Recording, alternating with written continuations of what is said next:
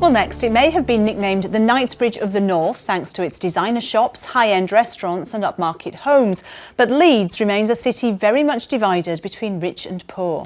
Yes, residents in the poorest parts of the city can expect to die on average a full 10 years earlier than those living in the most affluent suburbs. Well, now a project is underway to encourage people who've experienced life on the breadline to tell their stories to those in power and in turn improve prospects for others facing poverty. Sam Casey's been speaking to one woman about her struggles. I think the lowest points was when I had the breakdown. There wasn't a month that I wasn't trying to take my life.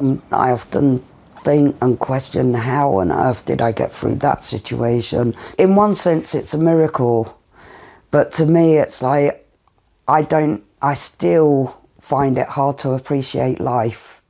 The stark reality of fighting for survival when you're left with nothing. Sarah Sweeney was forced onto the streets at the age of 15. With no qualifications and 2 children by the time she was in her early 20s, she's faced a constant battle against poverty. And her life remains a series of difficult choices. If you need a new pair of shoes, then what do you go without? If I was somebody that ate 3 times a day, as the norm is, I would never be able to survive on the benefits. You don't have 3 meals a day? I'm used to just having the one. Now living in Bramley and Leeds, Sarah's story is by no means unique. In a city where there's a huge wealth gap, average life expectancy for residents of the poorest areas is a full 10 years lower than for people in the most affluent neighbourhoods. Now a project has been launched to give the likes of Sarah a voice and challenge preconceptions about people living with poverty.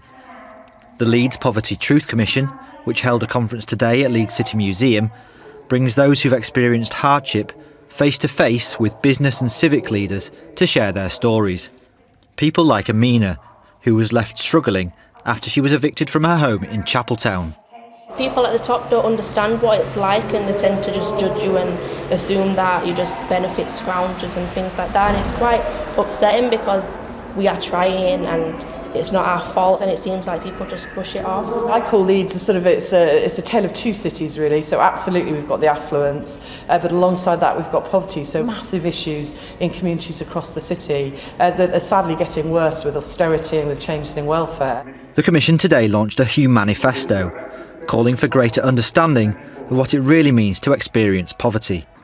For Sarah, humanity is central to the solution. To me, everyone's an equal.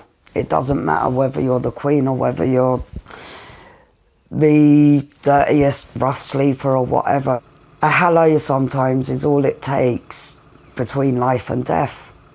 Sam Casey, ITV News, Leeds.